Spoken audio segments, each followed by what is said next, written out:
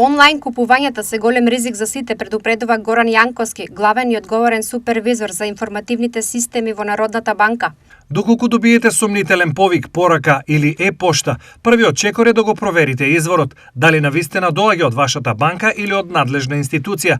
Никогаш не отварете е-врски, не преземете прилози и не споделувајте лични податоци.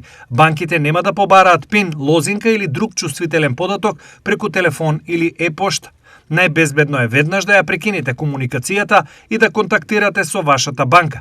Приувањето вакви случаи е важно и за заштита на другите корисници. Апелира Јанковски. Тој потенцира дека дигиталната писменост е многу важна за заштита од измами и дека е неопходно граѓаните да знаат безбедно да го користат онлайн банкарството.